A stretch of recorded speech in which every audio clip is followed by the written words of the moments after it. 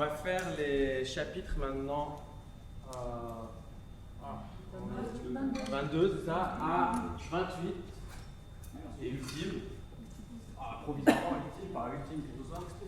Et ça s'appelle performer. C'est bon?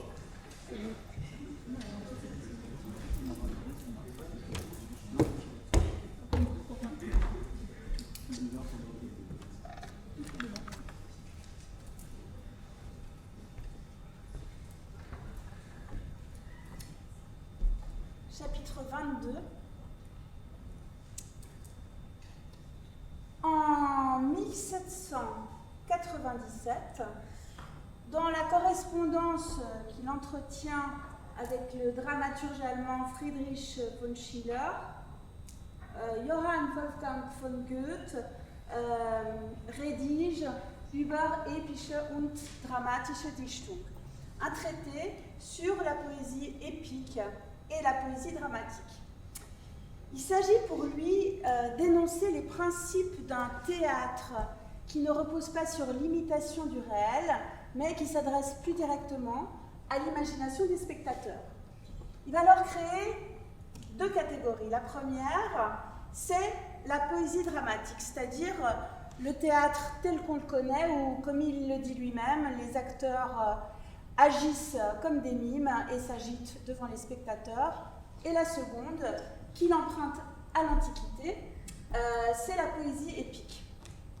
Avec l'épopée, il entend s'adresser aux spectateurs différemment, puisqu'ici rien n'est représenté, c'est uniquement la voix de l'acteur qui guide le spectateur.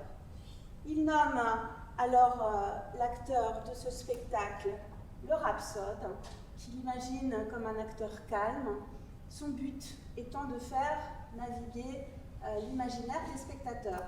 Goethe imagine même que ce rhapsode puisse rester invisible, caché derrière un rideau par exemple, ou derrière un poteau, afin qu'on entende seulement sa voix. Bon, alors je propose d'en faire immédiatement l'expérience.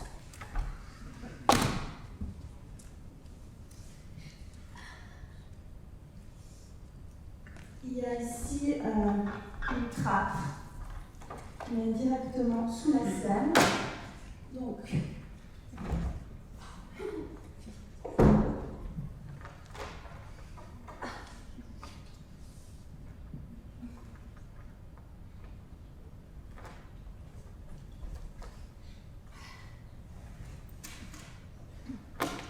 on va voir ce qu'on peut faire. Hein.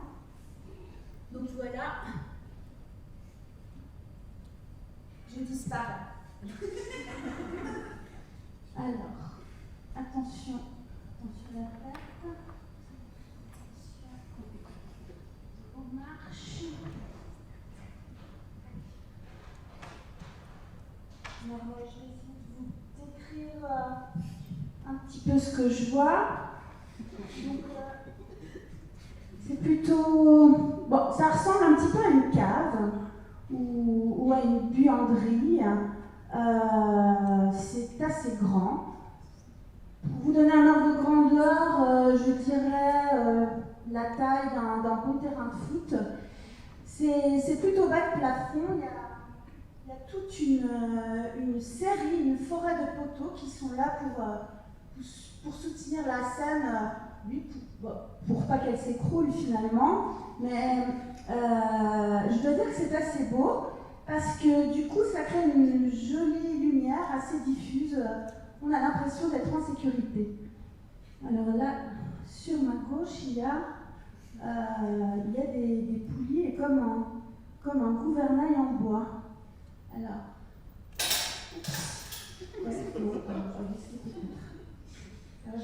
j'avance un peu vers le fond. Et devant moi, il y a une barrière métallique avec un écriteau, mais j'arrive pas à lire parce qu'il y a plein de poussière. Attention, danger.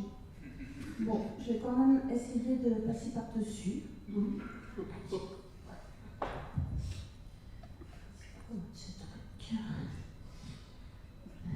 Et derrière, il y a toute une série de cordes avec des numéros et des chiffres romains. Bon, alors c'est écrit de ne pas toucher, mais je vais quand même essayer d'en actionner une, peut-être la XV1 par exemple.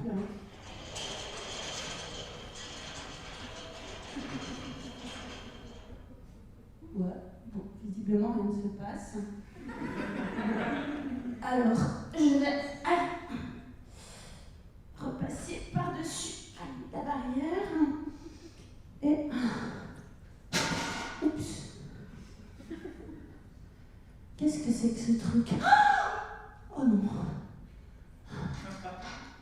Ah non. J'ai cru que c'était des ossements, mais en fait c'est juste un petit bout de bois. Pas de panique, ne nous affolons pas. Tranquille, tranquille. Bon. Alors là, il y a un gros trou dans le mur. J'ai presque envie d'aller jeter un petit coup d'œil, mais c'est pas commode parce que je dois essayer de me hisser.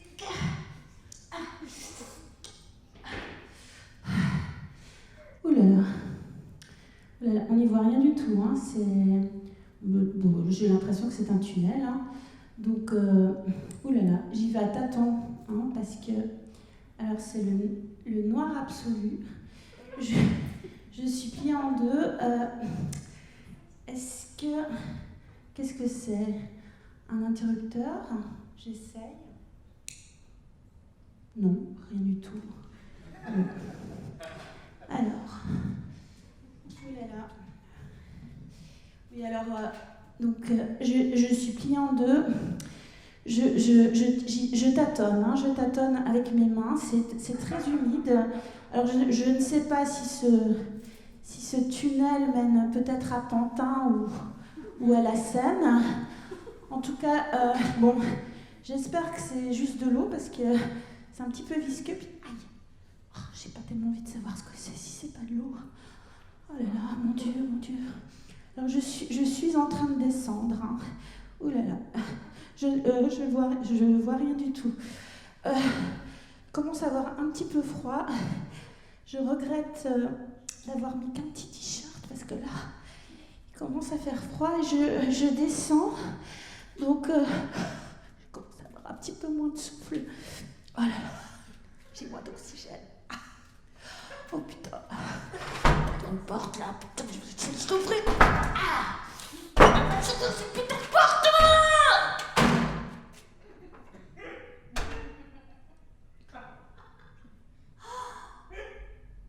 Oh là là. Oh, c'est incroyable. Oh, qu'est-ce que c'est beau. Oh, j'aurais aimé que vous soyez là avec moi pour pouvoir voir. C'est une sorte de dôme magnifique, très blanc, très pur. Le sol est en terre battue et c'est comme un puits parce que en fait, si je lève les yeux vers le ciel, eh bien je vois la lumière au loin qui m'arrose en fait, qui m'infuse. En fait, elle vous tombe dessus comme une petite pluie stellaire. Oh, c'est très agréable. Oh, je me sens parfaitement calme. Qu'est-ce que c'est que ça? On dirait que c'est du marbre, mais c'est pas du marbre. On dirait que c'est de la pierre de Carrare. Oh, c'est incroyable. Oh, c'est des inscriptions. Et ils ont dessiné, on dirait que c'est des fresques. Oui, ça a été gravé en tous les cas dans le... C'est des personnages, on voit c'est quoi? C'est des guerriers avec des lances, et il y a un char, il le tire, et sur ce char, il y a une femme enceinte. Et je pense que c'est une reine, parce qu'elle porte une grande coiffe avec des épis de blé. Est-ce que ça a à voir avec la fertilité? Je ne sais pas. Et après, l'image d'après, oui, c'est ça, elle est en train d'accoucher. Et il y a des flammes. Et elle accouche au milieu des flammes. Et là, on dirait que c'est une sorte de monstre. Il Il a des langues qui lui sortent de la bouche. Il a 7 langues qui lui sortent de la bouche et qui se transforment en rivière. Et là, il y a un homme qui est pendu par les pieds et qui vomit. Mais, oh, c'est incroyable. Oh non, il vomit, mais c'est des pierres précieuses.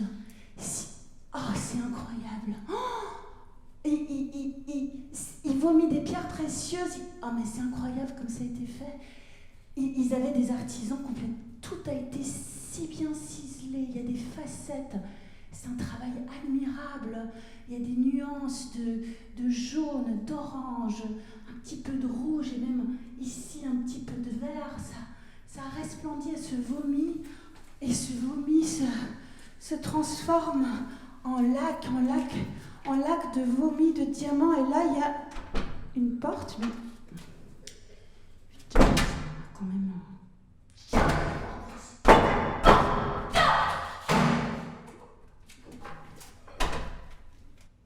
Un tapis rouge, des stucs. Mais c'est l'Opéra de Paris.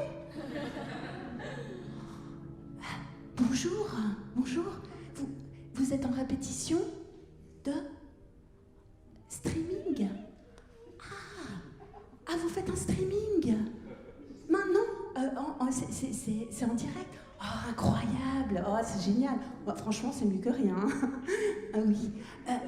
Dites-moi, est-ce que j'ose vous demander, est-ce que j'ose aller jeter un œil dans la coulisse?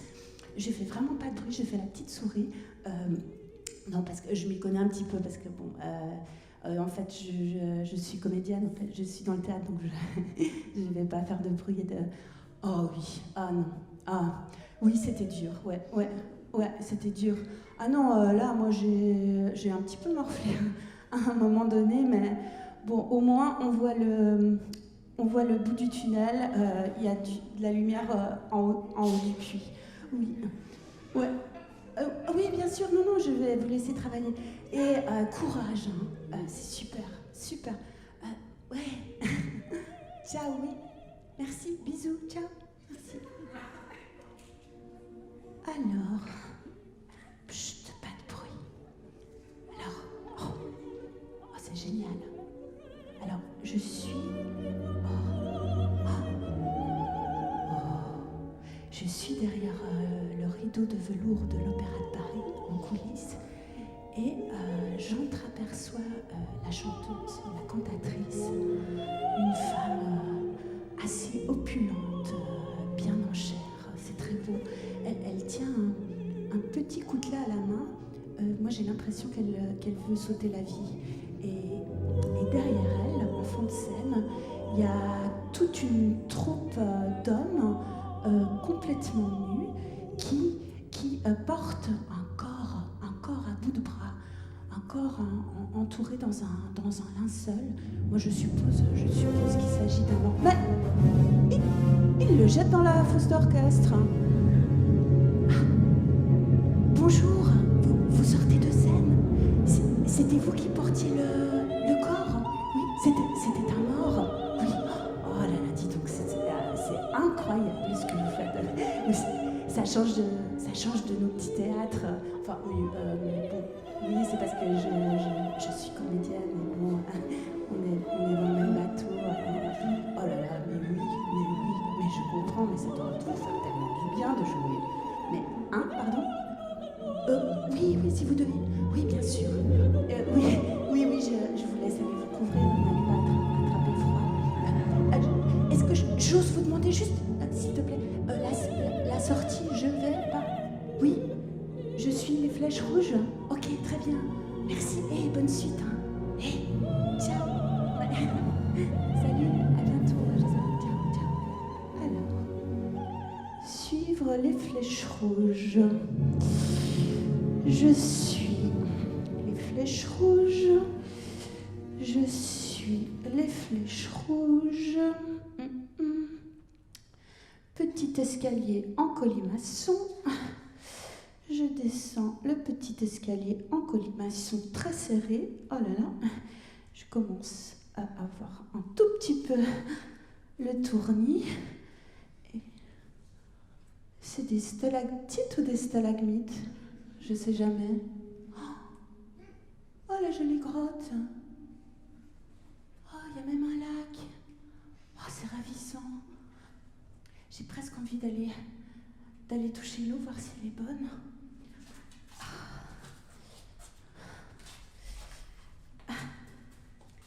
Il y a des petits rochers. Ah, je dois passer par-dessus.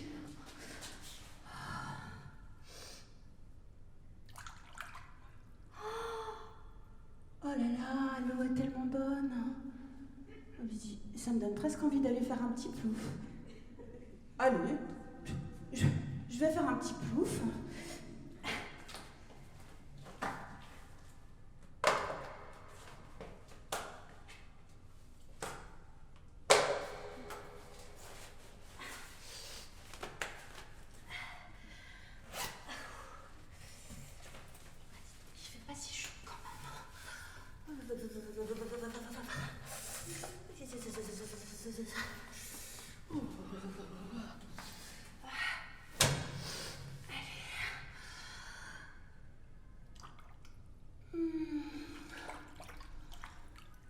Oh là là, le bonheur. Oh, qu'est-ce qu'elle est bonne.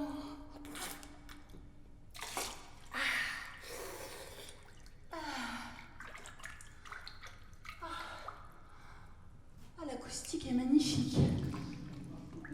He was despised and rejected of man, a man of sorrow, and not haunted with grief, a man of sorrow, and not haunted with grief. Je vais quand même pas faire mon kilomètre.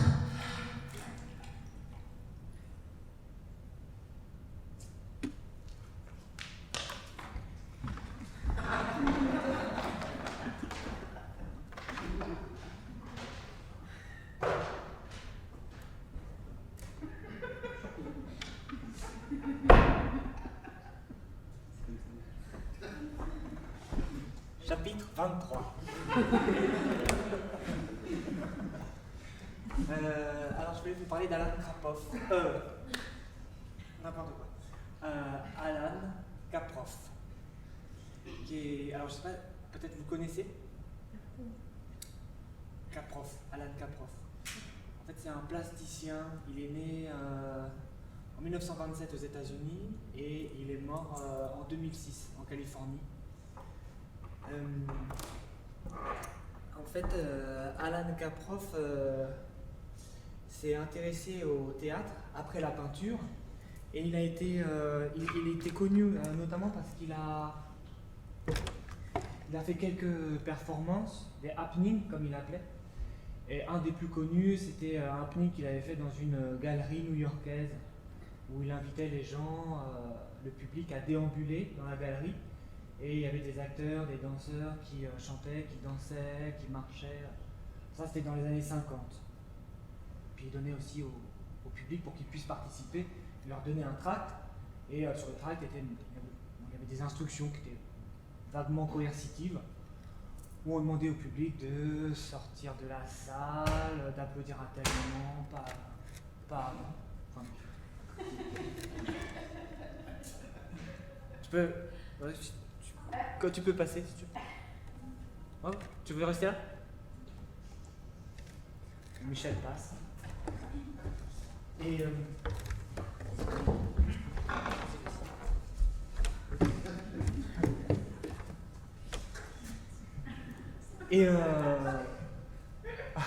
Ben voilà, j'ai trouvé. Je vous parle de ça parce que Alan Kaproff, dans les années 70, même en 79, il a écrit un texte qu'il a mis 20 ans à écrire, qui s'appelle « Performer la vie », qui est un nouveau projet.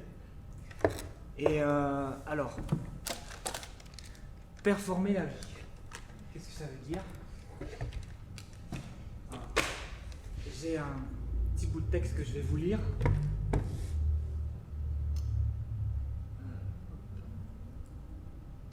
Donc voilà ce qu'il écrit dans ce texte. Il dit « Il semble important de développer quelque chose qui ne soit pas un autre type de peinture, de littérature, de musique, de danse, de théâtre ou d'opéra. Le travail consisterait logiquement à dépasser toutes les conventions théâtrales.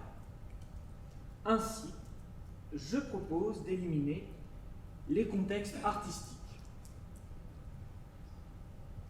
Donc, le public, les unités de temps et de lieu, les lieux scéniques, les rôles, les intrigues, les talents d'acteurs, les répétitions, les performances remontées, et même les scripts habituellement disponibles. » Voilà, ça c'est son projet.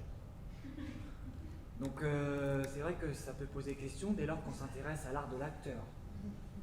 Alors j'ai travaillé dessus et je crois comprendre qu'en fait Alan Kaproff cherche à invisibiliser tout événement artistique ou théâtral. Et donc, par extension, à invisibiliser le travail de l'acteur et de l'artiste. C'est comme si, finalement, il pensait que nous avions suffisamment digéré ce qu'on attendait d'une représentation pour désormais s'en passer et trouver la fonction de cette représentation, mais cette fois dans la vie elle-même. Alors que les Grecs ont inventé dans l'Antiquité le théâtre, pour des raisons notamment avec des visées, disons, morales, éthiques, spirituelles, moi j'ai l'impression que Alan Kaproff nous dit ça c'est bon, on n'en a plus besoin, on n'a plus besoin d'imitation pour atteindre ça, on n'a plus besoin d'observer une représentation, mais on a à être. Être en pleine conscience d'un monde que nous cherchions autrefois à représenter.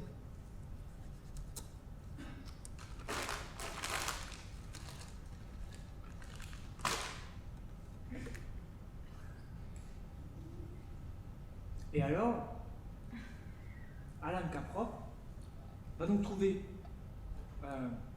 les alternatives.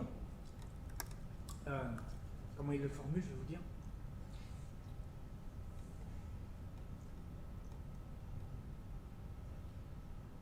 Voilà. Donc il dit, il y a alors d'abondantes alternatives dans la vie quotidienne. Donc se laver les dents, prendre un bus, faire la vaisselle, demander l'heure, s'habiller devant un miroir, appeler un ami, presser des oranges. Toutes ces actions de la vie quotidienne sont alors pour Alan Kaproff ce qu'il appelle des performances non théâtrales, sous-entendu qui lui permettent de performer la vie. Voilà. Donc, en fait, c'est la différence entre regarder un acteur là comme moi manger des fraises sur un plateau et puis manger des fraises chez soi dans son salon.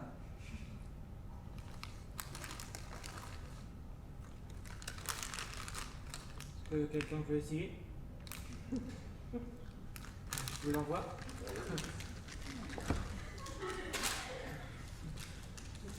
Alors, pour être tout à fait honnête, j'ai encore beaucoup de mal à imaginer ce que ça peut être ce type d'expérience, du genre art-vie.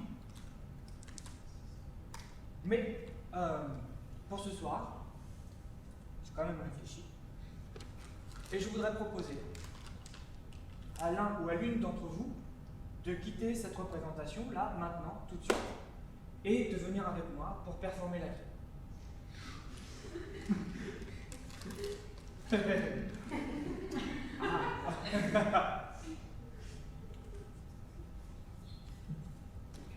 Ouais.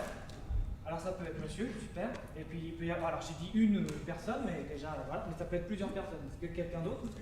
Ouais, une, deux, trois personnes? Ok. 4? Non. Non, 3, ça va? Ok, alors, prenez vos affaires, venez me rejoindre. Alors, prenez les sacs, les manteaux. Oui? Ah oui.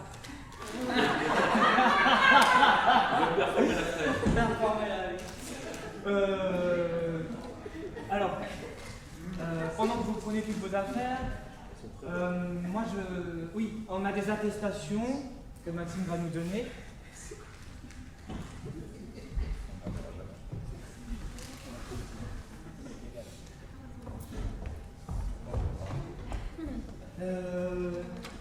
Alors, je ne sais pas combien de temps ça va durer. Donc, je pense qu'on arrivera après la représentation. Donc, je ne serai pas là pour les saluer. Alors, je le fais maintenant.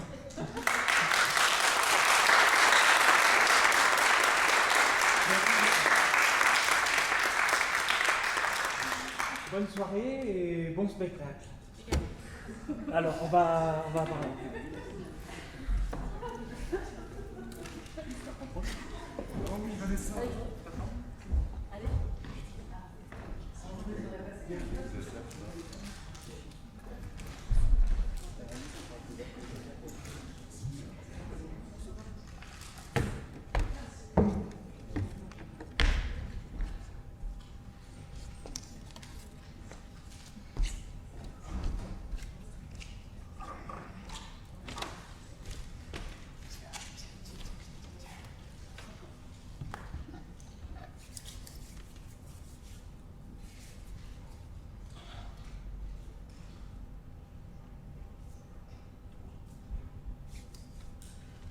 Bonsoir tout le monde.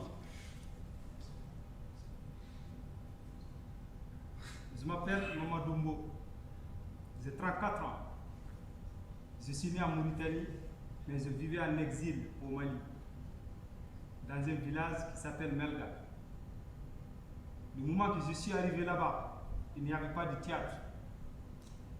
Mais je vais vous rencontrer comment j'ai pu un jour créer un groupe de théâtre dans le village et parler des problèmes du village.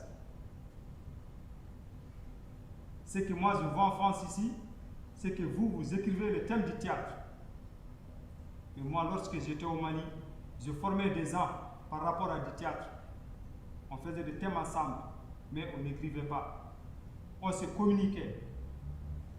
Si c'est un thème basé sur le mariage forcé, on se communiquait comment ça va se passer.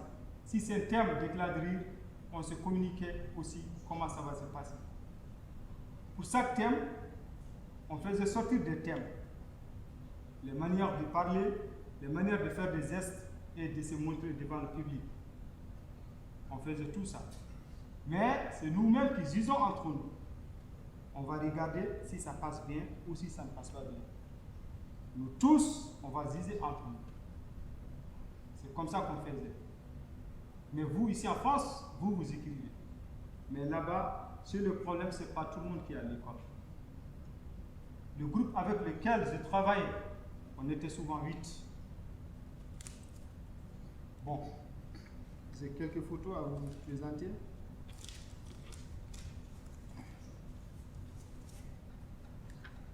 Bon, ici, c'est avec les membres du groupe que j'ai travaillé. Bon, les photos, ça peut être, ne sont pas du tout claires, mais je les mettrai à la table. Après, celui qui veut le regarder. On était souvent 8, mais ça pouvait aller jusqu'à 10, 12, 15. Mais c'est par rapport à quelle pièce on joue. On va regarder le nombre qu'on a besoin et qu'on va faire sortir. J'organisais les répétitions, mais ce n'était pas comme une audition qui passe, non. Je choisissais. Je suis le premier à dire, venez, on fait ça. Si les gens sont réunis, je vais dire, bon, maintenant, je veux qu'on va faire sortir telle pièce de théâtre. Est-ce que ça vous va ou pas? Les gens, ils vont dire oui ou non. Si ça ne va pas, ils vont dire, bon, maintenant, on va plutôt faire sortir cette pièce-là. Mais tout en communiquant. Et les gens que j'invite, ce sont les gens du village. Et les plus nombreux de ces gens travaillent les travaux des champs. Il n'y a pas beaucoup de métiers, mais pour cultiver, il y a du temps. Pour cultiver là-bas, c'est pendant la saison de pluie. Ici, c'est pendant la saison de pluie, les gens qui sont en train de cultiver. Nous, on ne fait pas du théâtre pendant la saison de pluie. On fait plus de théâtre pendant la saison forte. À ce moment, les activités sont les plus nombreuses. On fait surtout du théâtre pour les mariages. Ici, c'est une photo. Ce jour-là, c'est dans un mariage, mais on a joué du théâtre, mais à la fin, on a pris cette photo-là. Et encore pour le 22 septembre. Le 22 septembre, c'est l'indépendance du Mali. Souvent même, le 22 septembre, c'est tous les gens du village qui cotisent de l'argent pour fêter l'indépendance. Ici aussi, on a pris cette photo-là à la fin de la fête de l'indépendance du Mali. On a pris la photo avec le groupe du théâtre. On fait aussi du théâtre pour les fêtes. Il y a la fête de Tabaski et la fête de Ramadan.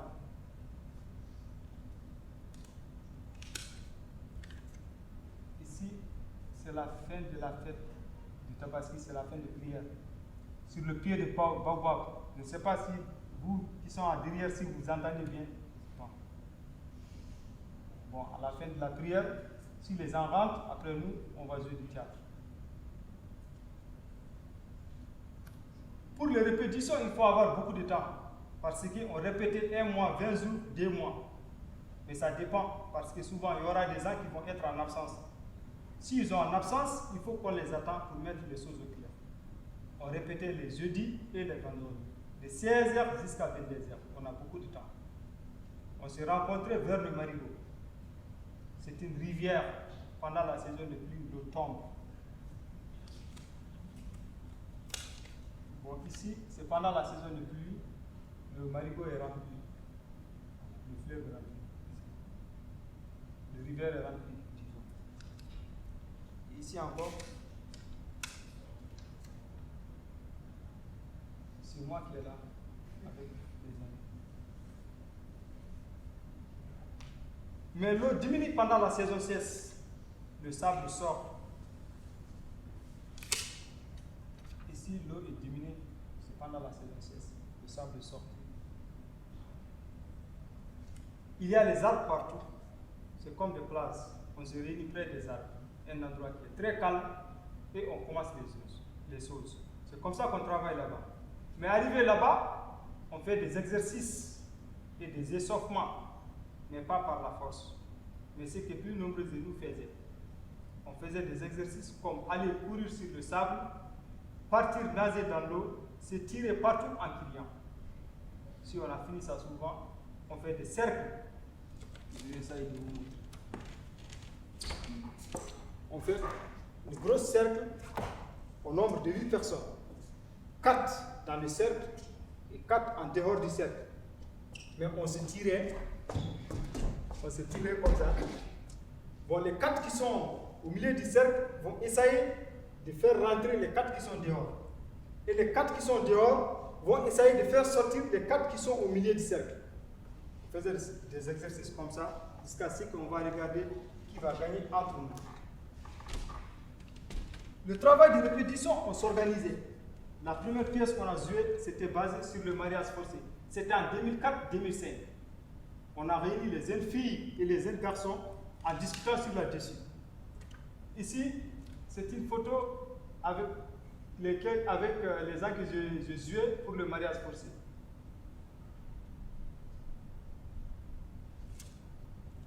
On se réunit, bon, en disant que nous avons chaque année de fête ici, nous devons faire quelque chose pour faire une pièce de théâtre dans le village. C'est pour montrer à tout le monde que la vie a changé. Mais avant, il n'y avait pas de théâtre. C'est pour cela qu'on a joué le mariage forcé. Mais la pièce, comment on l'a choisi le moment qu'on est déjà arrivé? On se parlait d'abord. On va choisir qui va être le mari.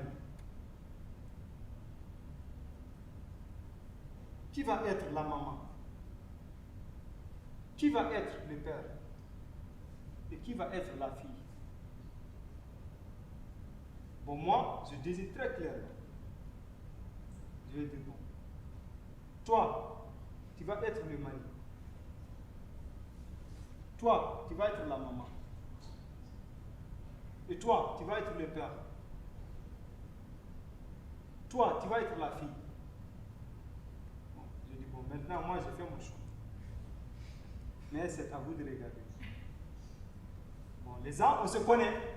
Ils vont dire, ah, oui, bon. Ah, ok. Ils vont dire, lui, non, il ne peut pas être le mec. Non. Et bon, lui aussi, il ne peut pas être la fille parce qu'elle est timide, elle est comme ça, elle est comme ça. Non, lui, il ne peut pas jouer ce rôle. Bon, on fait un débat entre nous. Comme si la fille, ça ne convient pas, on la lève. On met la maman à la place de la fille, ou bien on met le père à la place de la mari. On va tourner les choses. Mais on fait un débat entre nous jusqu'à ce que les choses ça tombent juste. Si on a fini de classer, bon, je vais dire, bon, maintenant, on devrait commencer par ici, ou par là, la pièce.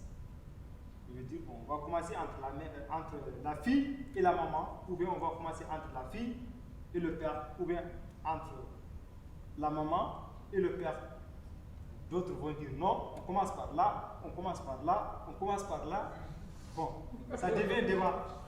Mais jusqu'à ce qu'on va bien classer les choses. Tous les jeudis et les vendredis. Bon, généralement, on joue les spectacles une ou deux fois. La première jour, on joue pendant la nuit, vers 1h, 2h comme ça. Parce que ça prouve que tout le monde est déjà réuni. Il y a la musique, il y a la fête, tout le monde danse, tout le monde aime l'ambiance. Mais à ce temps-là, le DJ va annoncer. Il va dire à tout le monde de rester sur place.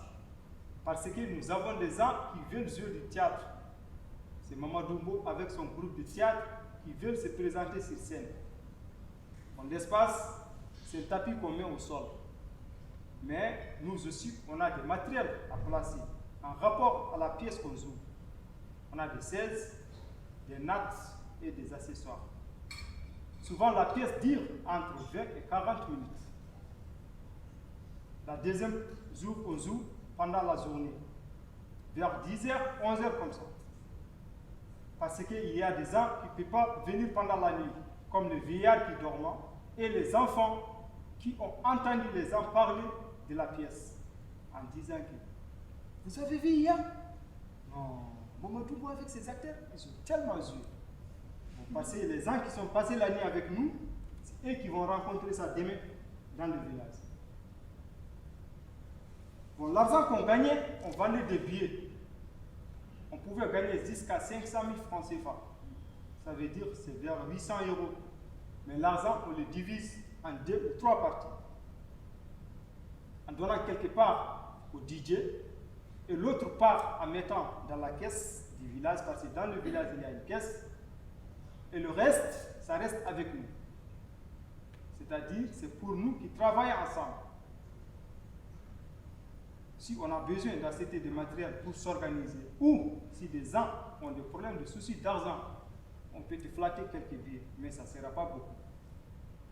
Parce que ça veut dire en gros, nous, on ne gagnait pas d'argent avec du théâtre, non. Mais c'est que plus nombreux de nous avaient des métiers. Moi, par exemple, au Mali, je faisais la bijouterie. C'est la bijouterie qui faisait mon travail. Bon, ici, c'est moi qui est là, dans ma bijouterie. Et en même temps, j'avais des moutons et des cerfs que j'ai élevés avec moi. Ça veut dire qu'on faisait du théâtre, c'est pour faire l'ambiance avec, mais pas pour vivre. On a des thèmes qui sont basés sur les problèmes du village. Et les acteurs, ce sont les gens du village. Nous, on joue notre rôle sans désirer personne qui est concerné par ces problèmes. Et souvent, les gens du village, ils vont crier, ils vont dire « Oui, nous sommes très contents avec vous ».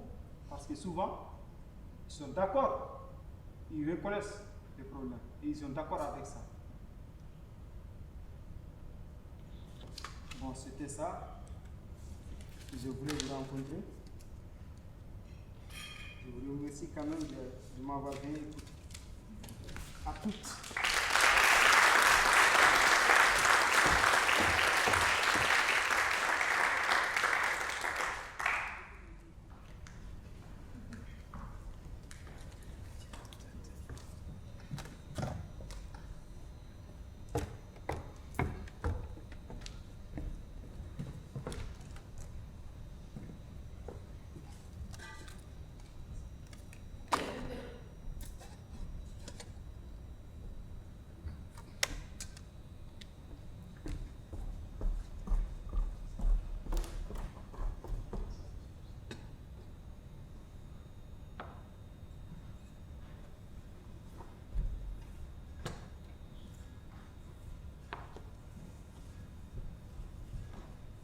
Chapitre 25.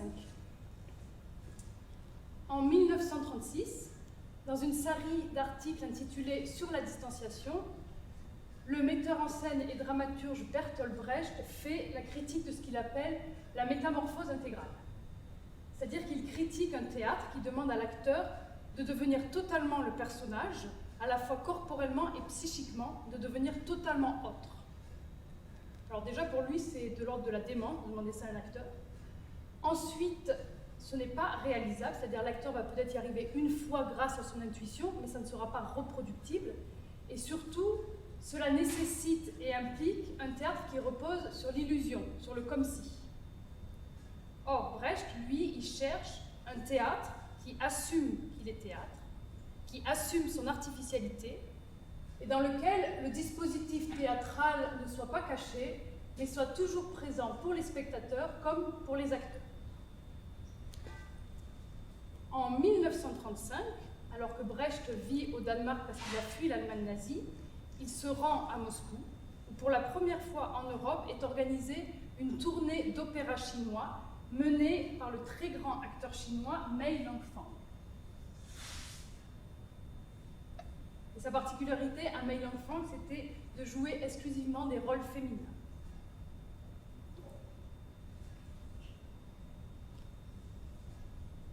Brecht assiste donc aux représentations. C'est pour lui une grande découverte parce qu'il voit dans le théâtre chinois et surtout dans le jeu de l'acteur chinois une ressource pour lutter contre le théâtre de métamorphose intégrale. Voici ce que Brecht a vu et comment il le décrit. Il y a cette scène où Mei Langfang joue une jeune fille qui prépare le thé. Et Brecht dit qu'il y a plusieurs strates en jeu pour l'acteur.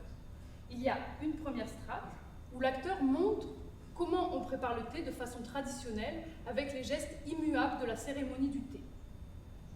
On pourra par exemple faire quelque chose comme ça.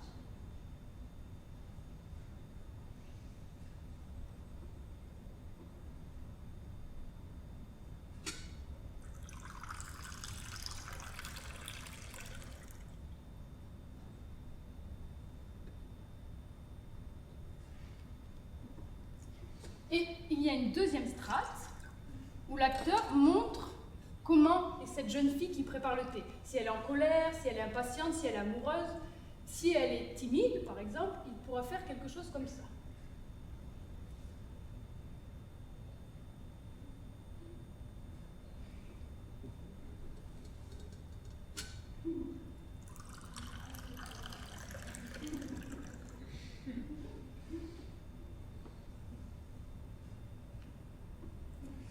Ces deux premières strates, elles sont construites sur des gestes codifiés du théâtre chinois que le public reconnaît. Mais il y a une troisième strate où l'acteur montre comment lui-même travaille à faire cette jeune fille. Je pourrais dire que c'est sa part de liberté par rapport à la codification. C'est plus difficile à montrer, mais peut-être il ferait quelque chose comme ça.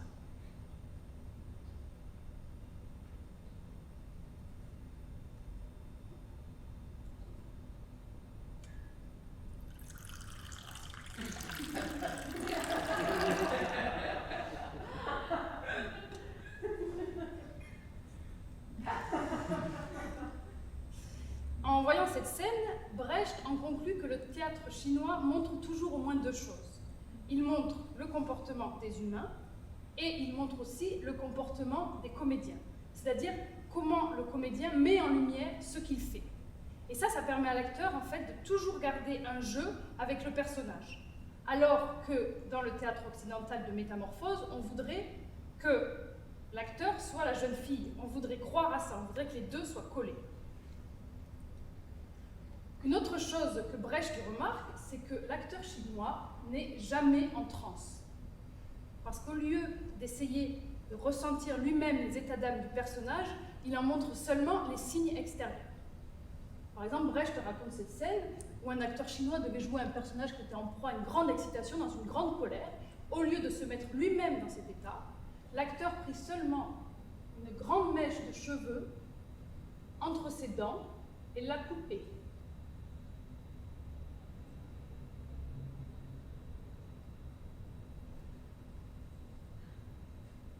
Ça, c'était le signe convenu que les spectateurs reconnaissaient comme étant celui de la colère. Brecht remarque aussi que l'acteur chinois, lorsqu'il est sur la scène, il n'hésite pas à se repositionner pour être mieux exposé au regard.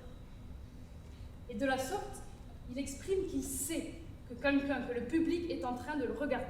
D'ailleurs, la salle est éclairée. Et montrant qu'il a conscience du public, il s'observe lui-même en train de faire les choses. Il regarde ses membres agir et peut même les féliciter.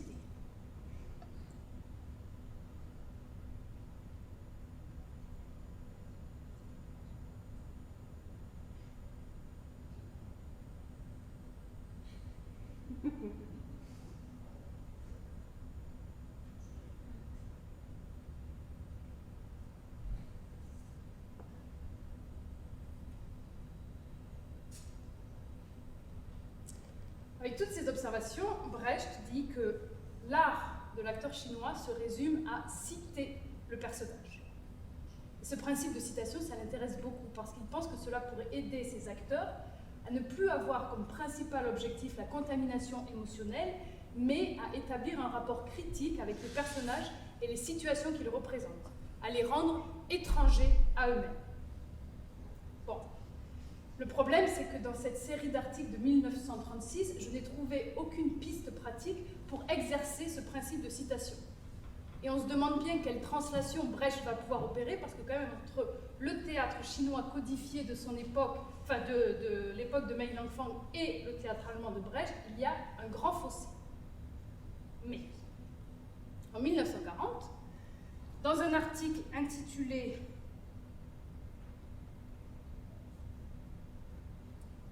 Description succincte d'une nouvelle technique d'art dramatique produisant un effet de distanciation, Brecht conseille aux acteurs qui veulent exercer ce principe d'étrangéité pendant les répétitions d'introduire chaque réplique et chaque geste par une indication de mise en scène à la troisième personne et au passé.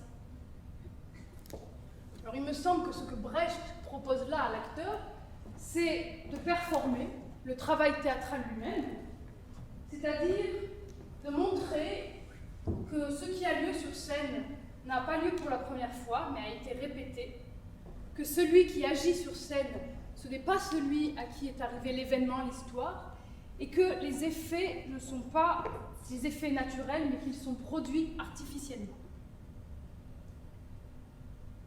Je vais donc essayer de voir ce que ça pourrait donner sur une scène que je connais, qui est la première scène d'Antigone écrite par Brecht lui-même, dans laquelle Antigone raconte à sa sœur Ismène la façon dont leurs deux frères sont morts à la guerre que mène leur oncle et tyran de Thèbes, Créon.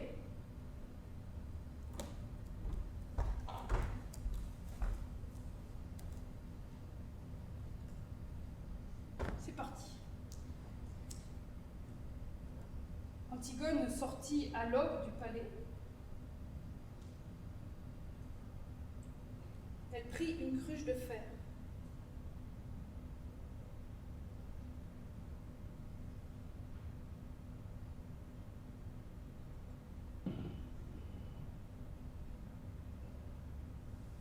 Elle s'avança vers le lieu de rendez-vous avec Ismène, prudemment.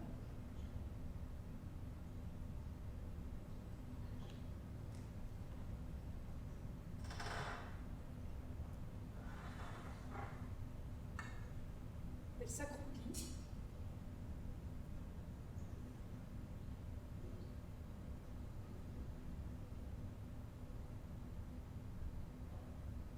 Ramassa de la poussière pour se donner du courage.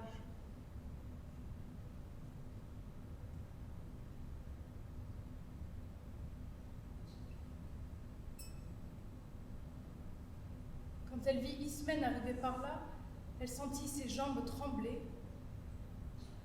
Elle fit un effort pour se relever.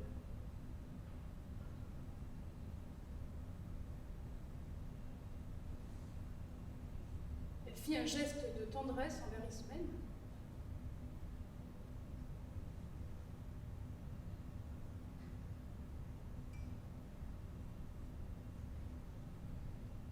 Et elle lui dit: Sœur, Ismène, branche jumelle, issu de la souche d'Oedipe.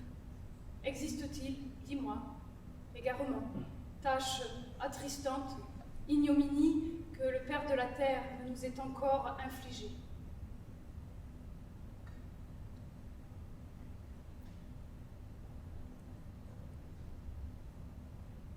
Schwester, Ismene, Zwillingsreis, aus des Ödipus Stamm, weißt du etwas?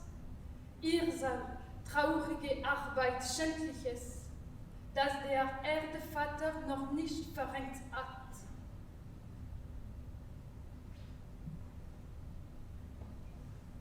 Là, elle eut comme une vision de la mort qui l'attendait. Elle sentit son cœur battre, voulut étreindre sa sœur, mais fit seulement ce geste.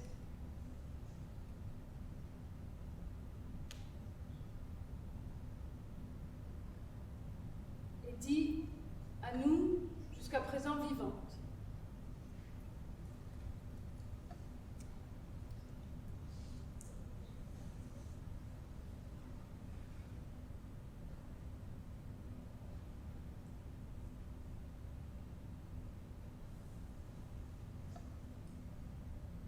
über uns, die bis hierher lebten. Voyant qu'Ismène ne réagit pas, elle s'avança vers elle avec détermination.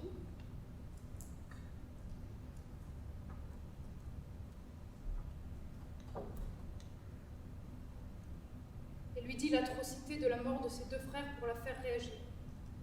Elle mit ses mains, comme pour se protéger de son propre récit.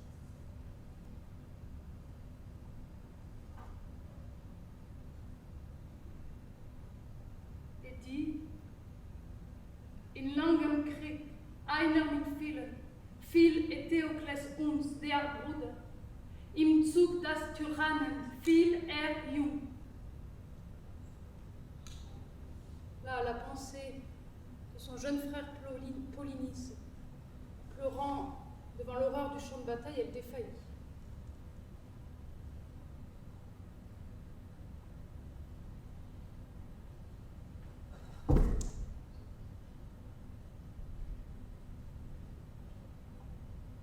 Die und jünger als Polyneikes, sieht der Bruder zerstampft unterm Gäulehof.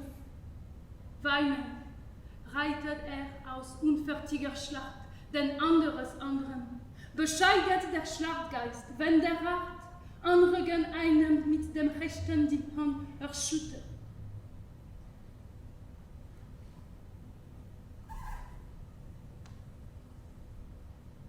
Schon hat der hinstürzende Flüchtling die Dirseischen Berge gewehrt. Aufatmen.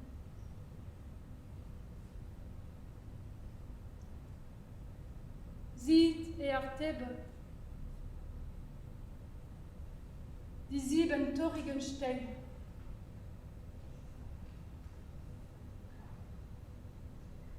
Da greift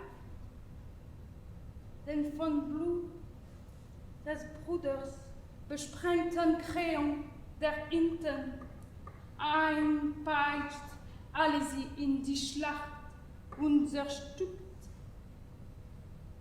ihn.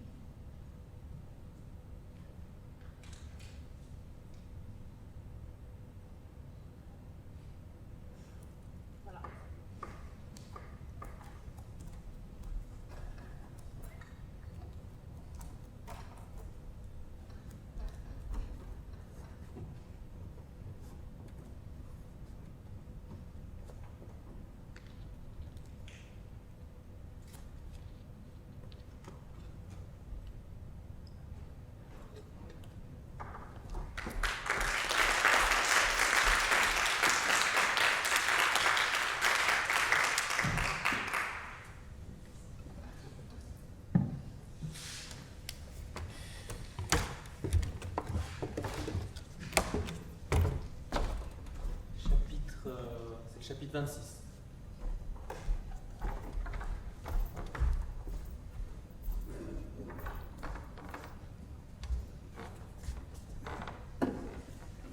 Alors Yoshi Oui.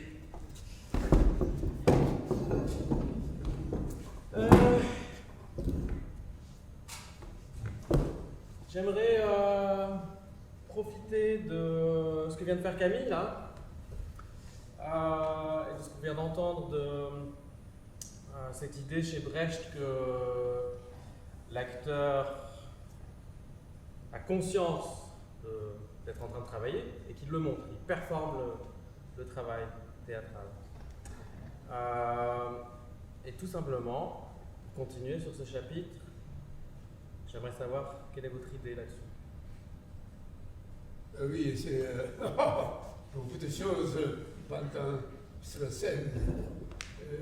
Mais aujourd'hui, on a parlé de Zéami, il y a 600 ans. Chapitre 5, je crois. Tout début, on a parlé. Ouais. Donc, il y a beaucoup de choses de conscience de comédien. Mais je vais prendre une chose de Zéami. Zéami dit que pendant un jeu, aussi beaucoup de choses doivent penser, mais idée, c'est très important, il s'appelle Riken-no-ken. Riken-no-ken. Ça c'est nécessaire de observation avec distance pendant ce jeu. C'est quoi? C'est l'acteur qui s'observe lui-même quand il joue, c'est ça? Oui, c'est ça. Parce que comédien, sur la scène, comment tu peux bouger, texte, qu'est-ce que c'est, émotion comme ça, c'est très occupé. Et donc, on fait très intérieur, qu'est-ce qui se passe, comment on fait ça, et parler, voir, et public, mais en même temps nécessaire d'observation de extérieur. De contrôle ce que tu fais. C'est un contrôle technique? Si tu joues bien, non. Ah. Très bien, non. C'est parce que c'est intérieur, tu joues bien, mais c'est nécessaire de regarder de l'extérieur. Et donc, j'ai essayé ce Riken-no-ken.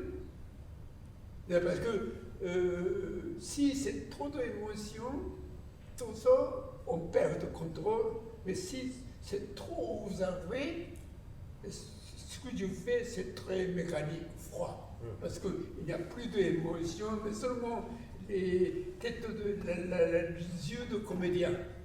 Donc, c'est comédien qui regardait Hamlet, ce que tu joues. Et donc, c'est comme Hamlet subjectif et comédien de jeu, c'est Hamlet objectif. Et puis, quand j'ai commencé à penser Riken-no-ken, c'est Riken-no-ken observation de direction de public. Mais en fait, ce n'est pas ça. C'est derrière, un peu plus haut, ici. Regarde ce que je joue.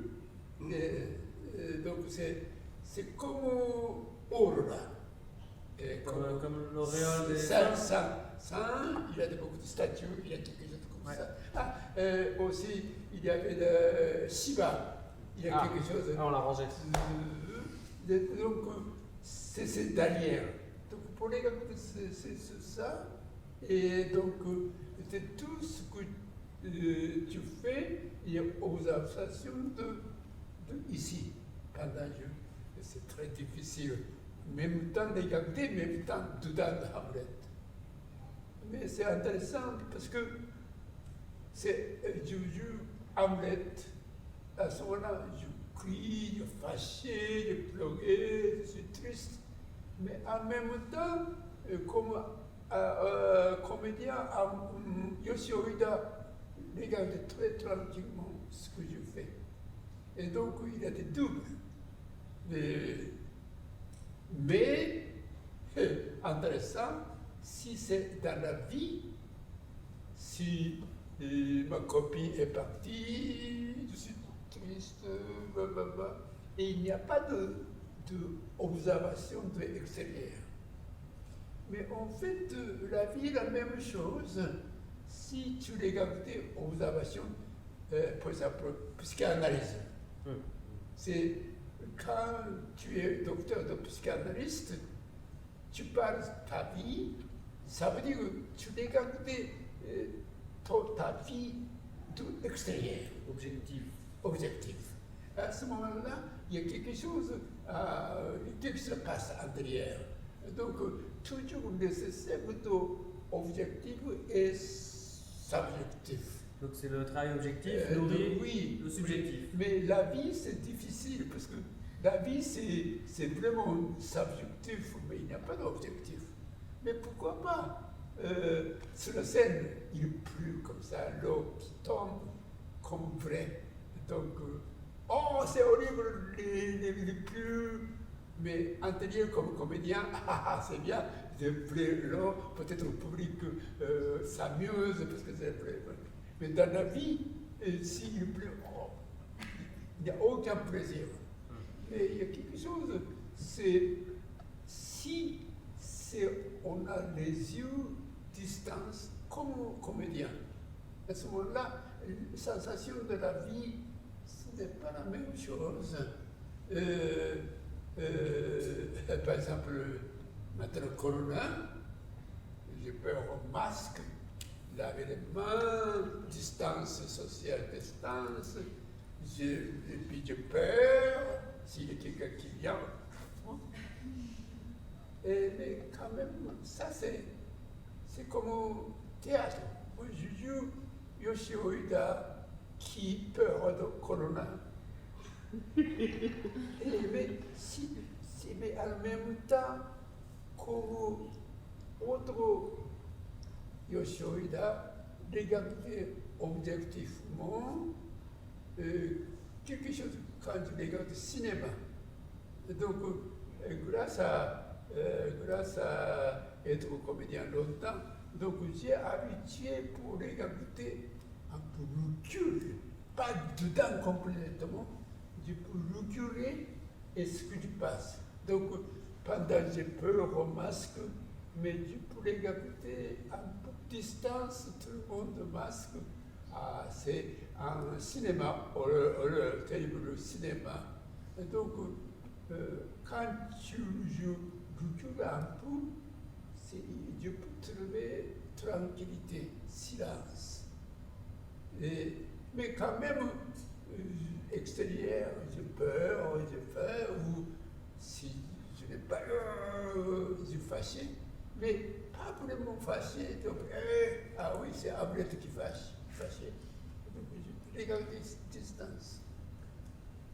Alors, donc, masque, laver les mains, c'est Yoshio Ueda, c'est bien. Mais pour regarder les yeux de comédien, c'est qu'est-ce que c'est ça? Et ça veut dire que ça existe, tu regardes. Ça, ce n'est pas musculé, ce n'est pas sur les yeux, mais il y a quelque chose qui existe. Ça veut dire que dans mon corps, ce que la vie de masque, laver les mains, et aussi autre Yoshio Ueda, peut-être qui existe. Qu'est-ce que c'est ce autre Yoshio Ueda? Et ça, c'est ce que je parle. Il y a quelque chose, je crois que ce Yoshio Ueda, ça veut dire ma vie, double vie. Un, c'est la vie quotidienne, mais l'autre, c'est autre qualité de Yoshio Ueda. C'est autre qualité de Yoshio Ueda. Ça, c'est, il n'y a pas de poids, il n'y a pas de cliché, mais ça, c'est peut-être, ça, c'est appartient de nature ou appartient de vibration de l'univers. Donc, ce Yoshio Ueda, c'est existe avec cette vibration de l'univers et bon, ce Yoshioida, c'est toujours ensemble avec l'organisme de énergie de l'univers et physique Yoshioida, trouble lui. Mais à ce moment-là, c'est tranquille. Mais moi, ce n'est pas assez bien, donc toujours j'ai oublié autre Yoshioida. Dedans de ce Yoshioida, désir, jalousie, fâché, et tout ça passe. Mais essayez toujours, comme comédien, toujours se regarder Yoshioida, c'est les yeux différents. À ce moment-là, idéalement, deux ensemble en même temps. Pas seulement ça, à ce moment-là, comme ça, il n'y a aucun vide humain. C'est bien, pourquoi pas. Ben, nous sommes jalousie, désir, amour, l'argent, nourriture, c'est bien. Mais quand même, c'est la autre existence de Yoshioida et deux ensemble vivre, ce sera formidable, c'est idéal, logiquement pour moi, mais c'est difficile, mais c'est bien pour essayer. Et puis aussi, de temps en temps, en seconde tu peux le faire, c'est parce que c'est métier de comédien, on a passé, donc je ne regrettais pas ma vie, j'étais comédien, parce que j'ai pris de ce double existence, de ça. Ça, c'est formidable, ce métier comédien. Voilà.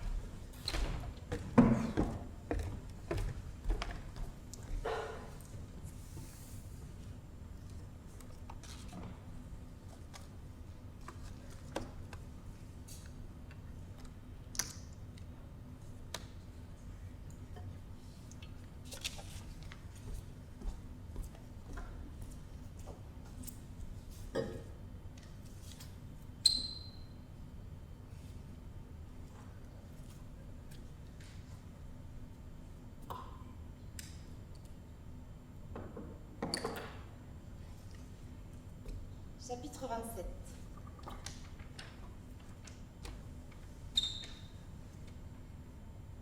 En 1991, la voiture de Joseph Lifsh, un homme apparenté à la communauté juive hassidique de Crown Heights, un quartier de Brooklyn à New York, percute deux enfants noirs, Gavin Cato et Angela Cato. Il est dit que Joseph Lifsh traverse l'intersection alors que le feu est orange ou rouge, on ne sait pas trop. Pour pouvoir suivre la voiture qui le précède, conduit le rabbin Menahem Mendel Schneerson, dont il est le garde du corps. Ensuite, il est dit que deux sortes d'ambulances arrivent sur les lieux, des ambulances confessionnelles, c'est-à-dire des ambulances bénévoles du service des urgences du Hatzolah, et des ambulances publiques. Pendant ce temps, la foule s'est attroupée autour du lieu de l'accident, et des rumeurs commencent à circuler concernant le chauffeur, son possible état d'ébriété, ses intentions, et concernant aussi l'injuste traitement des enfants accidentés. Les gens deviennent de plus en plus véhéments et agressifs, et la première ambulance à partir, sur les recommandations des forces de police présentes sur le lieu, est une ambulance confessionnelle qui emmène le chauffeur pour notamment le mettre à l'abri. Quelques minutes plus tard, pendant que les infirmiers s'occupent de sa cousine, une ambulance emmène Gavin Cato à l'hôpital où il meurt de ses blessures. Quelques heures plus tard, un groupe de jeunes noirs de Cronettes décide de partir à Kingston Avenue, quelques rues plus loin, pour venger cette mort. Ils encerclent, poignardent et tuent un étudiant juif, Yankel Rosenbaum. S'ensuivent 3 jours d'émeutes, au cours desquels des gens de plusieurs communautés vont être blessés, des commerces détruits, des habitations pillées. Alors, si je vous parle de ça, c'est parce que cet événement a donné suite à une pièce de théâtre, interprétée en solo, créée en 1992 par l'actrice américaine Anna Dever-Smith à New York, et qui s'intitule Fires in the Mirror, Flammes dans le miroir. Et ce travail est né d'une série d'interviews qu'elle a faites avec plus de 50 personnes concernées par cet événement et issues des communautés noires et juives de Cronettes. Donc des adolescents, des leaders religieux, des proches des victimes, des gens qui vivent dans la rue, des activistes, des hommes politiques et bien d'autres personnes.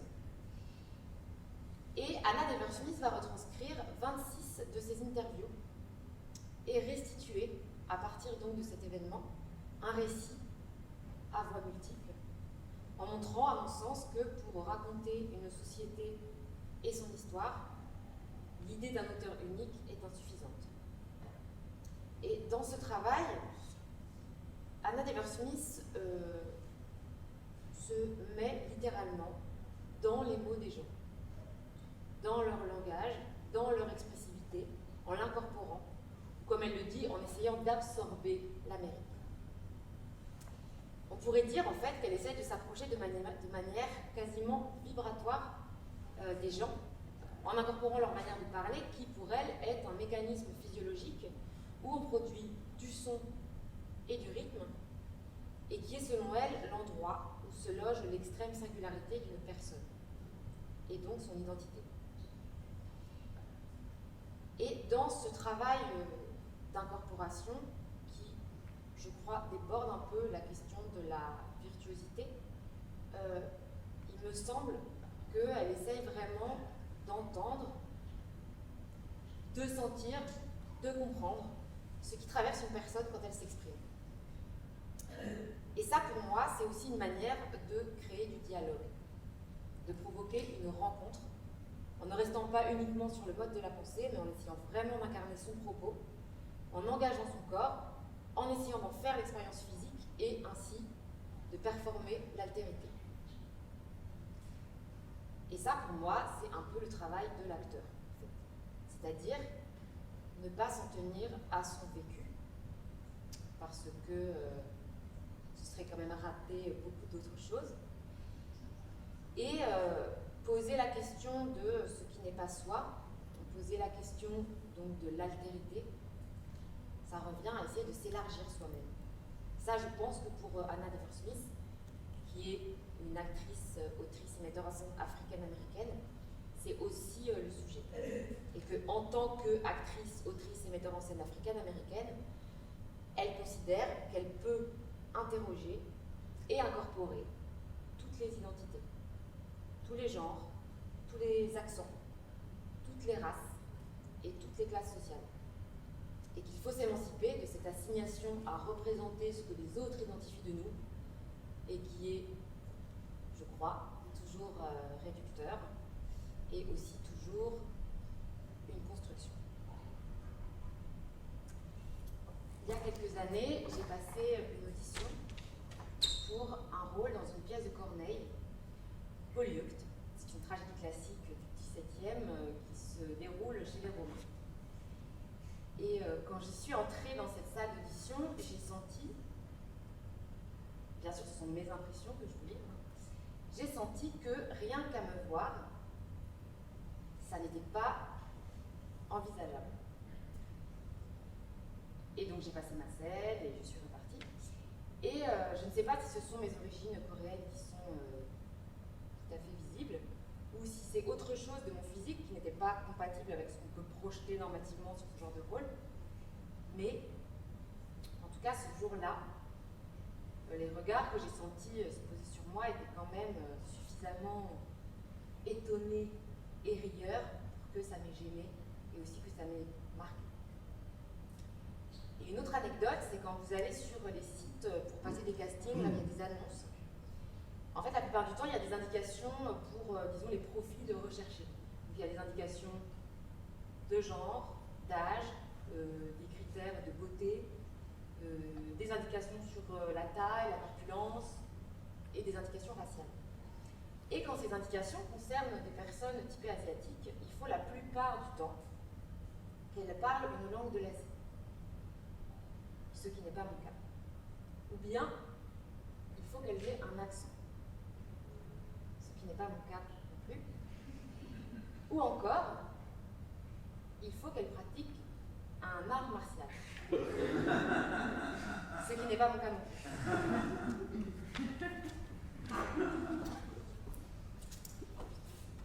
Quand Anna Dever-Smith rencontre les personnes avec qui elle s'entretient, elle a en tête 3 questions qu'elle peut éventuellement leur poser. Est-ce que vous connaissez les circonstances de votre naissance? Est-ce que vous avez déjà été accusé d'une chose que vous n'aviez pas faite? Est-ce que vous vous êtes déjà retrouvé proche de la mort?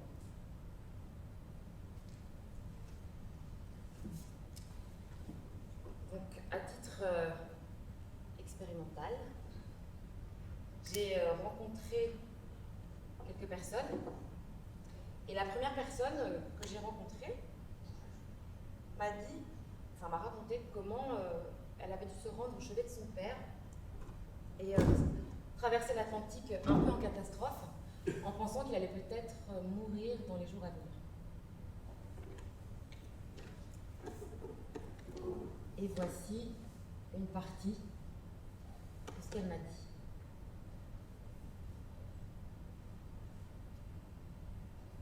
Quand mon père il était très malade pour cette histoire de pancréatite, que je suis allée le voir, bon déjà c'est mon père, donc je pense que même s'il était comme un monstre, j'irais quand même le voir, parce que tu as des trucs que tu as besoin de voir. Mais quand je suis allée le voir, il était en coma, endormi, je sais pas comment. Il était beau, il était super beau. Il était explosé, voilà, mais il était, tu vois, il était un peu gonflé parce qu'il y avait l'eau, mais du coup, comme il est maigre, du coup, ça lui faisait une peau toute belle, il était beau, il était paisible. Mon père, du coup, là, c'était quand même, il y avait quand même, c'était pas... après, c'était très perturbant parce que je me disais, il est très bien. Il est très beau, il est très paisible, c'est pas possible. Il part. Il est trop bien, genre la Belle au bois dormant. Mais oui, mais tu vois, du coup, c'était quand même une belle... il était beau. Et il y avait un truc pareil. J'avais un truc, j'arrivais pas à... Je me disais, mais t'es intelligente, et t'as fait des études.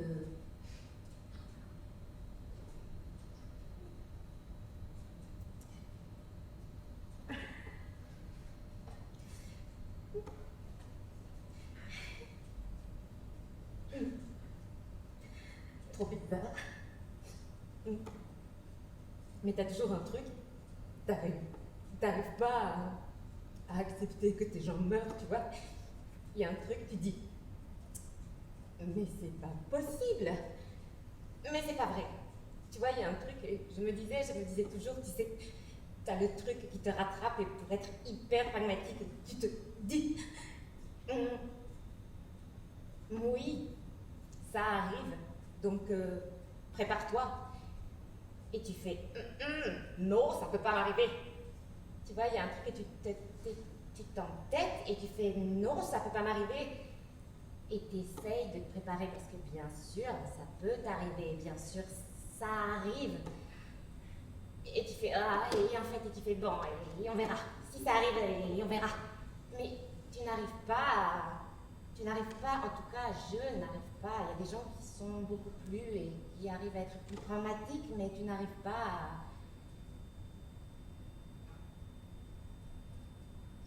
Tu n'arrives pas, en fait. C'est ouf.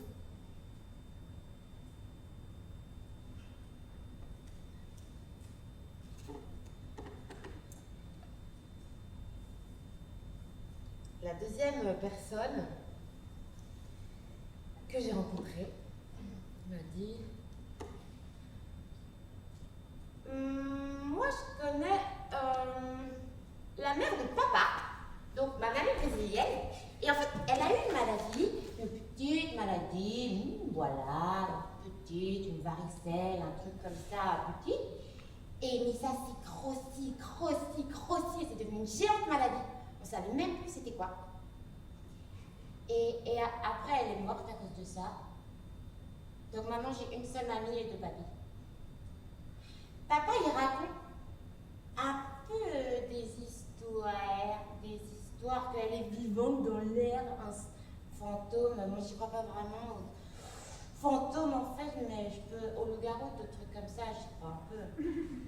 Bah, quand je vais aux toilettes, j'ai un peu peur qu'il y ait un loup-garou qui sorte de les toilettes et qui me mange. Ça, des fois, j'ai un peu ça, comme ça me fait peur, du coup, je la fais vite. Très vite.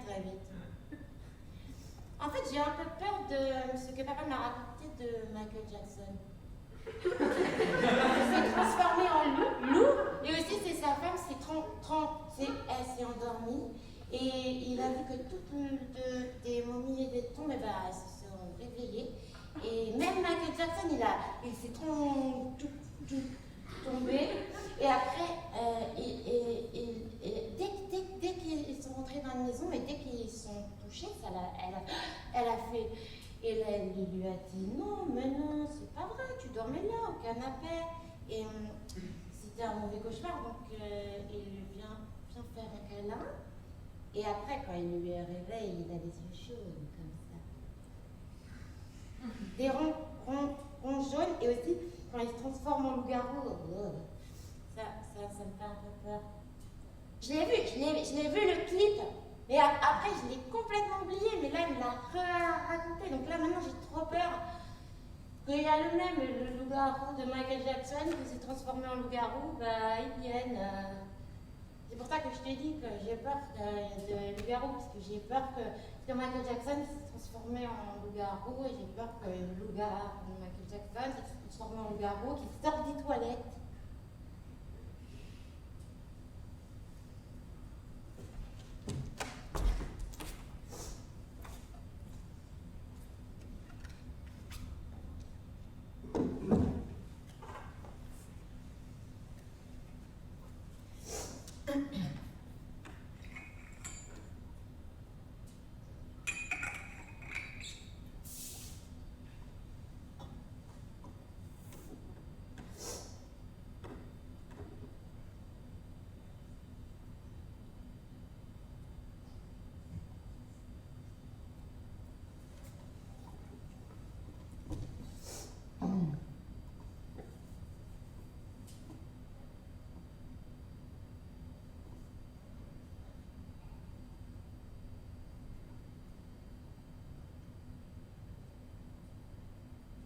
Tu te rappelles de la mort de Malik Ousekine?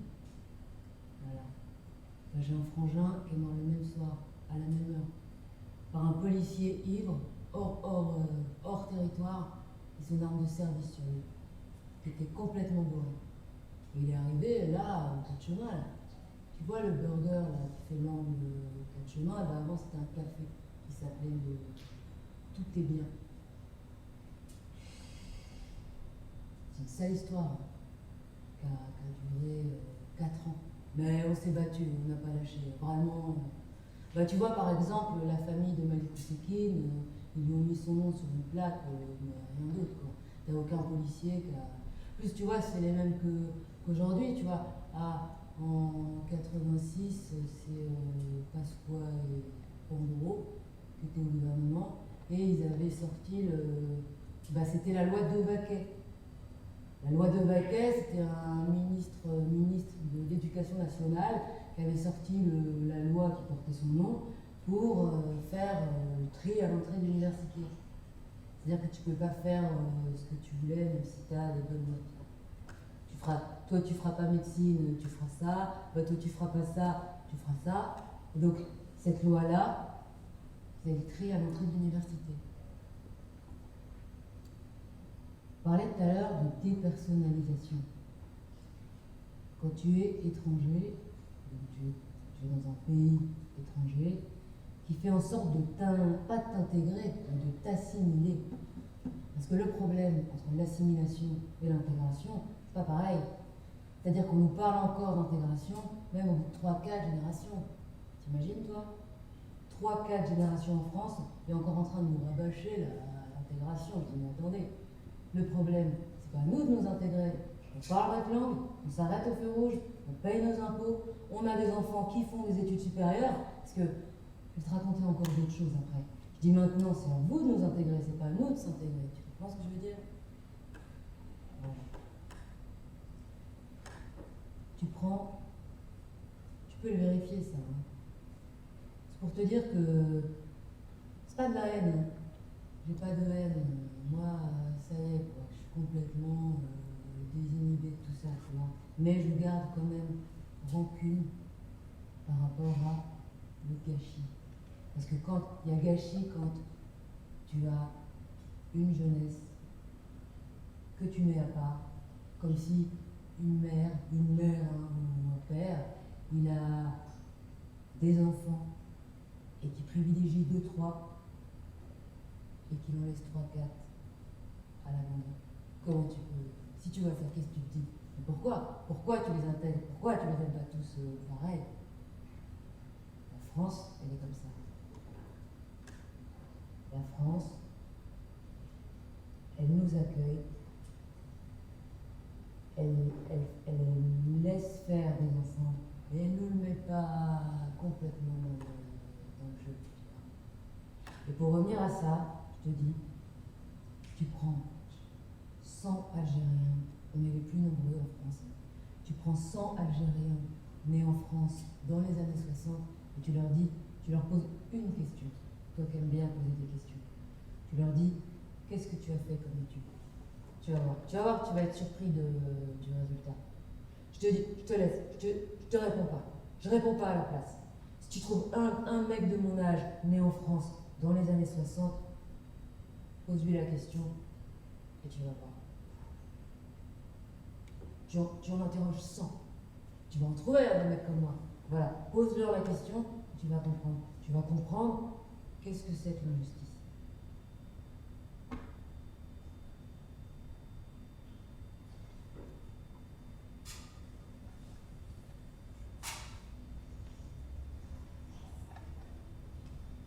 Evelyne?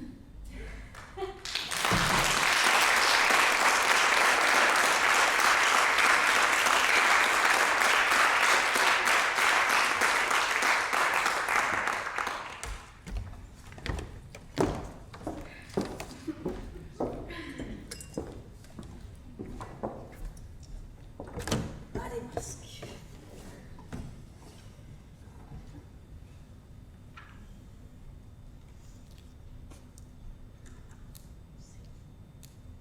Mon cahier.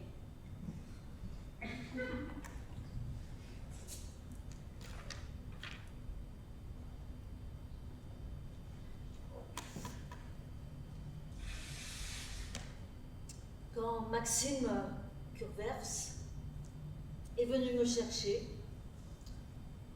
j'ai entendu derrière sa proposition de mettre cette encyclopédie sur pied, cette petite fragile et émouvante question: où en sommes-nous dans notre histoire de théâtre? Nous sommes un peu perdus. Je lui ai dit, est-ce que vous êtes bien sûr de votre choix me concernant? Aucun de mes metteurs en scène ne m'a jamais parlé de méthode ou de technique de jeu. Et c'est ce doute augmenté d'un désir à relire l'histoire qui m'a poussé à le suivre. déjà, je n'ai pas fait d'école de théâtre. J'ai commencé la vie d'actrice à 18 ans dans une salle de spectacle nommée la salle des mutilés du travail, en hommage aux mineurs brisés par le charbon de la mine.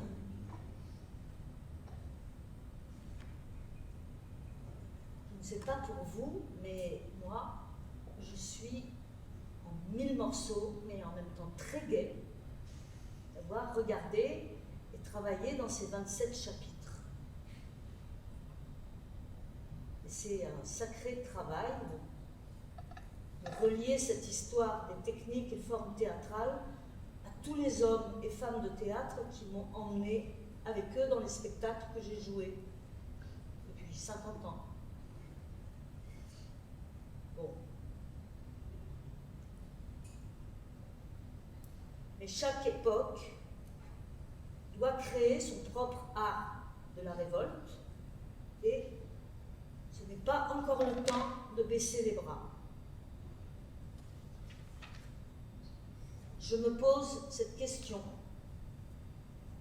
Est-ce que j'utilise un entraînement avant la course qui est un spectacle? Est-ce que j'ai une pratique et une technique pour solidifier mon jeu d'actrice? Est-ce que je ne l'ai jamais fait? Je réponds non et non. De méthode, je n'en ai aucune. Dans une méthode qui est faite pour fonctionner, pour faire marcher la machine, c'est le manque de conflit qui m'affole un peu. Pas de méthode, mais un défaut dans le sens, un manque qui, à force de tenter de le masquer, a fini par devenir une carcasse de fonctionnement. Je suis une heuristique. Ça veut dire que je cherche, sans peur du ridicule, à partir d'une hypothèse fragile, et je finis seulement à la fin du processus à comprendre et remettre tout à l'endroit. En réalité, j'ai même repoussé ce besoin d'une méthode, parce que l'essentiel pour moi, c'est de comprendre avant tout pourquoi celui qui me propose du travail et de rentrer dans son travail veut-il faire ce qu'il fait. Le comment, je le laisse venir tout seul. Et aussi parce que ceux qui ont compté pour moi partaient du principe que l'acteur est assez grand pour se débrouiller tout seul avec son métier et ses outils.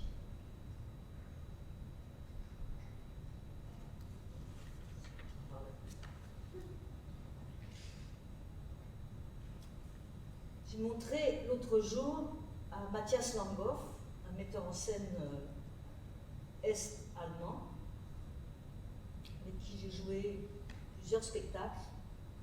Je lui ai montré un documentaire où on me voit en train de l'écouter donner des indications et raconter ses histoires paradoxales pour une scène à jouer. Je lui ai dit, tu as vu la tête d'ahurie que je fais en t'écoutant?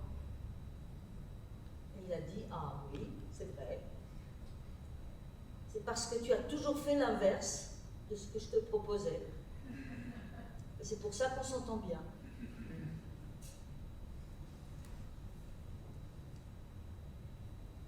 Et ce sont surtout les chapitres qui concernent les trainings qui m'ébranlent.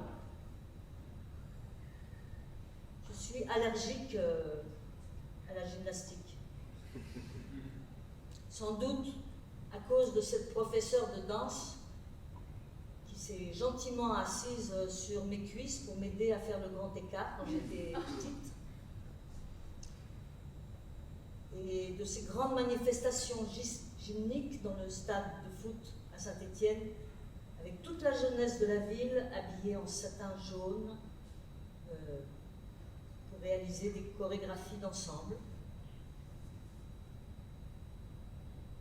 j'ai partagé avec ma génération d'après-guerre cette méfiance à l'égard du culte des corps sublimés, mis en scène par les idéologies du début du XXe siècle.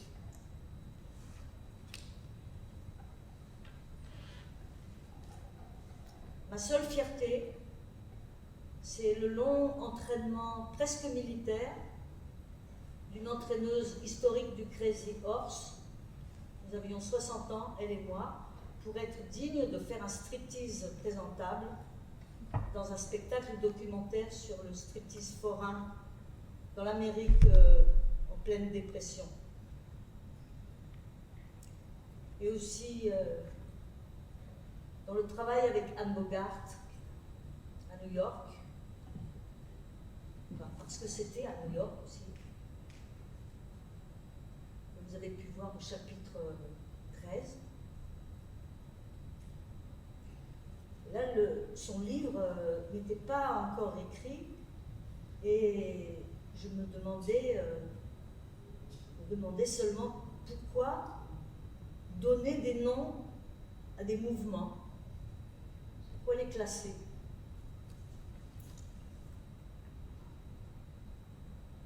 Paradoxalement, si vous me demandez de grimper sur une paroi d'escalade, je n'ai aucun problème pour aller jusqu'en haut. Et j'ai un plaisir fou à regarder des corps qui dansent.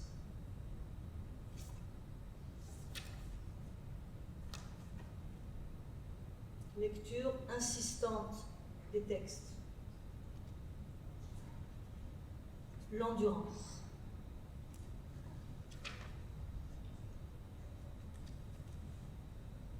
L'admiration, c'est ma biomécanique à moi, qui active chimiquement et physiquement et mentalement mon travail.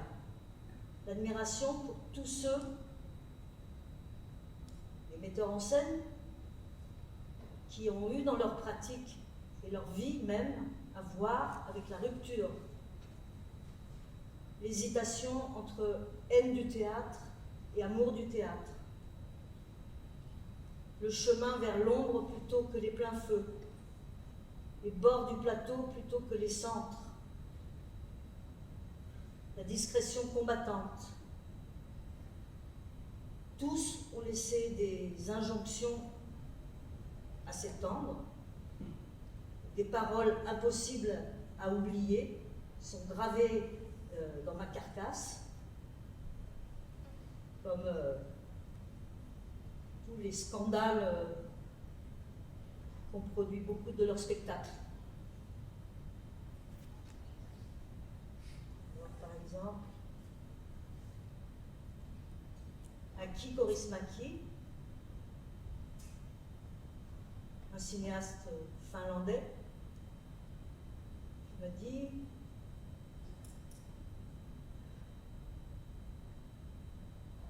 « Tu ne meurs pas, tu t'endors. »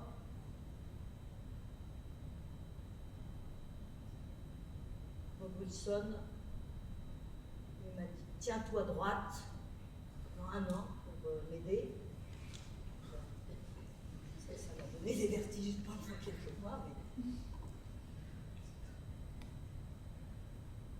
Avec Gruber, maintenant. Calme. Aussi, Porco Dio, cazzo. Ne pas se perdre dans le jeu. Ne pas tomber amoureux de son geste. Redevenir une feuille de papier. Dürer aussi l'a dessiné très rapidement, et ensuite, le geste s'est enfui à nouveau. Exagérez donc, mais ne livrez pas en même temps la philosophie. Pas protagoniste, mais figurant qui traverse le plateau. Tout semble mort, mais tout est en vie. Voilà la l'astuce. Jamais de terminus, toujours une halte de passage. Ne soyez pas si attachés à votre âme, elle n'intéresse personne. Chacun rêve de sa révolution. Il ne faut plus jamais pleurer sans cadre. Ce n'est pas du théâtre. La question n'est pas là. Ça n'en est pas encore, ça n'en est déjà plus. Et mes cahiers débordent de ces traces orales, ces conversations avec les metteurs en scène. Y a-t-il une méthode pour vivre sa vie? C'est donc que j'ai appris seulement à mettre le verbe jouer au même endroit que le verbe vivre. Jouer comme savoir vivre. Jouer à penser. Penser pour jouer. Être en colère et jouer. Avoir peur mais jouer. Dans le désir encyclopédique de Maxime, il y a beaucoup de questions, et tant mieux. Ce sont de bons engrais. Passer par ce catalogue pour reposer les questions et donc se mettre en mouvement pour ouvrir d'autres chemins. C'est pour cette raison, j'aimerais que ce spectacle soit regardé par des jeunes gens pour y trouver du courage, larguer les consensus, par exemple, et leur poser la question de quelle représentation avez-vous vraiment besoin aujourd'hui? Que voulez-vous faire de ces plateaux et du monde? Ce n'est pas la première fois que je m'arrête pour faire le point avec un spectacle. Et à chaque fois, ça recommence avec ça. C'est une vie entre des coulisses. Tant qu'on est sur les planches, il faut se soumettre. On a le droit de s'enfuir que si on a la force de se diriger vers le fond, fendre les lambeaux de ciel peint, pour se réfugier dans la vie réelle, la rue réelle, obscure et étroite, qui, en raison de la proximité du théâtre, s'appelle encore rue du théâtre, mais est vraie et possède toutes les profondeurs de la vérité.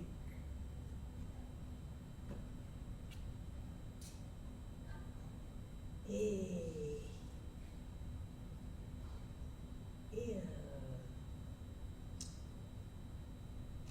vais encore vous dire quelque chose, parce que je l'ai découvert il n'y a pas si longtemps. C'était que quand j'étais petite, j'avais un oncle qui était assez impressionnant, qui me faisait un peu peur, et qui m'avait depuis toute petite prévenue en me disant: je te dirai tomate, tu vas rougir.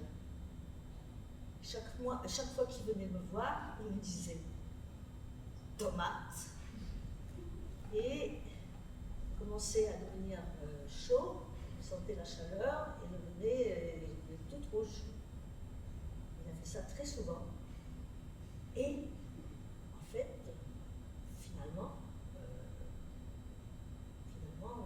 c'est pour ça que je fais du théâtre. Certainement, c'est ça. Parce que quelqu'un qui vous dit un mot, et ce mot provoque de la chaleur et de la couleur. Voilà. Je crois que c'est tout ce que je peux dire. Tomate. Et c'est la fin du 28e chapitre.